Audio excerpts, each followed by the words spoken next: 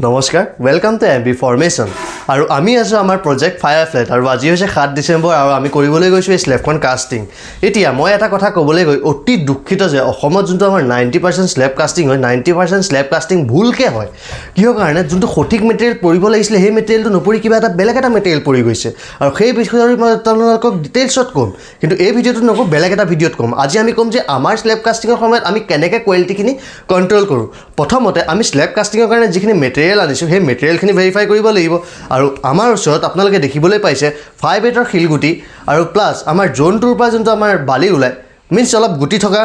বালিটো সেই বালিটো আমি আনিছোঁ স্লেব কাষ্টিঙৰ কাৰণে আৰু বহুতৰ মনত এটা ডাউট থাকে যে স্লেব কাষ্টিঙত পাতলা বালি দি কৰিব পৰা যায় নাই একচুৱেলি নাযায় কিয় নাযায় সেইটো বস্তু মই আপোনালোকক ক্লিয়াৰ কৰি দিম এতিয়া আমাৰ যোনটো থাৰ্ড মেটেৰিয়েল হৈছে সেইটো হৈছে আমাৰ মষ্ট ইম্পৰ্টেণ্ট বাইণ্ডিং মেটেৰিয়েল আৰু সেইটো হিচাপে আমি ইউজ কৰিছোঁ আল্ট্ৰাটেক ছুপাৰক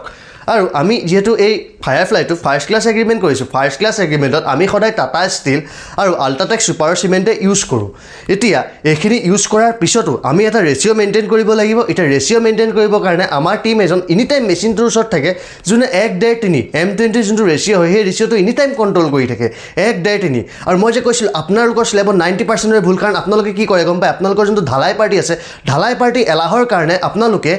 চিমেণ্টটো সিহঁতি কমকৈ দিয়ে গুটি আপোনাৰ যদি 10 টিং দি দিলে বালিও আপোনালোকৰ 10 টিং দি দিলে কাৰণ এই মিস্ত্ৰীটো যোনটো ওপৰত বহি থাকে তাৰ এলাহ পাতা মাৰিব নোৱাৰে সি সেইকাৰণে সি এই কামটো কৰে আৰু তাৰ ফলত আপোনালোকে যোনটো ষ্টেণ্ড পাইছে সেইটো হৈছে M10 আৰু M10 আৰু M20ৰ মাজত এটা আকাশ পাতাল প্ৰভেদ যিহেতু আপোনালোকে হাৱা দেখিছে দেখা নাই ময়ো দেখা নাই কিন্তু হাৱা আছে আপোনালোকে ইলেক্ট্ৰন দেখিছে ময়ো দেখা নাই কিন্তু আছে তেনেকৈ আপোনালোকে M10 বা M20 ষ্টেণ্ডটো আপোনালোকে চকুৰে নেদেখে কিন্তু সেই বস্তুটো এক্সিষ্ট কৰে আৰু আপোনালোকে যেতিয়া তাক হামাৰ দি টেষ্ট কৰিব তেতিয়া আপোনালোকৰ সেই ষ্টেণ্ডটো ওলাই পৰে এতিয়া ইমানখিনি বস্তু কণ্ট্ৰল কৰিলেও কিন্তু আমাৰ যোনটো ডিজায়াৰ ষ্টেণ্ড লাগে সেইটো নাপাওঁ তাৰ কাৰণে আমি কি কৰোঁ যোনটো আমাৰ ভাগৰ বেচিং আহে ওপৰলৈ সেই বেচিংটো আমি স্লাম কোণ টেষ্ট কৰোঁ আৰু স্লাম কোণৰ যোনটো ভেলু হয় সেই ভেলুটোৰ ওপৰত ডিপেণ্ড কৰিহে আমি স্লেবখন আগলৈ কাষ্টিং হ'বলৈ দিওঁ যদি স্লাম কোণত ভেলুটো আমি নাপাওঁ তেতিয়াহ'লে তাত আমি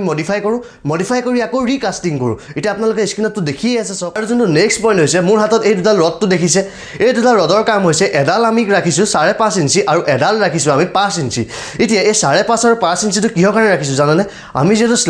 স্লেবখন যিহেতু এখন গ্ৰাউণ্ড ফ্ল'ৰ স্লেব আমি ইয়াত এটা শ্লোপ মেইনটেইন কৰিব লাগিব যাতে আমাৰ যোনখিনি ৰেইন ৱাটাৰ আছে ৰেইন ৱাটাৰখিনি প্ৰপাৰলি ড্ৰেইন আউট হৈ যায় আপোনালোকৰ স্লেবত যাতে একটো পানী নৰখে যদি পানী ৰখে তেতিয়া কি হ'ব আপোনালোকৰ যোনখিনি ষ্টিল ইউজ কৰিছোঁ সেই ষ্টিলখিনিৰ মাজেৰে চিপেজ হৈ যোনটো পানী আহিব সেই পানীটোৱে ষ্টিলখিনি ডেমেজ কৰি দিব আৰু ষ্ট্ৰাকচাৰটো উইক কৰি ফেইলিয়াৰ হোৱা চান্স আছে এয়াৰ বাবল থাকিব পাৰে সেই এয়াৰ বাবলখিনি এলিমিনেট কৰিবৰ কাৰণে আমি ইউজ কৰিছোঁ ভাইব্ৰেটৰ আৰু এই গোটেইখিনি বস্তু যদি আপোনালোকে প্ৰপাৰলি কণ্ট্ৰলত কৰে তেতিয়াহ'লে আপোনালোকে যোনটো ডিজায়াৰ ষ্টেণ্ড আছে ষ্টেণ্ডটো পাব আৰু লগতে আপোনাৰ যোনখন স্লেবৰ হেল্থ হৈছে সেই হেল্থটো আপোনালোকে এচিয়'ৰ কৰি ক'ব পাৰিব যে মোৰ 100 বছৰ এই চাটখন লাষ্টিং কৰিব আৰু 90% অসমৰ মানুহে ক'ব নোৱাৰে কাৰণ কিয় কাৰণে সিহঁতে যোনটো ৰেচিঅ' বনাই আছে ৰেচিঅ'টো কি কৰিছে 10 টিং গুটি 10 টিং বালি মেচিনটোত ভৰাই দিছে ওপৰত গৈ মিস্ত্ৰীয়ে মাৰি আছে নাই M10 M20 M50 এইবোৰ মিস্ত্ৰীয়ে জানিব নেকি মই এনেই ইমান বছৰ পঢ়িলোঁ নেকি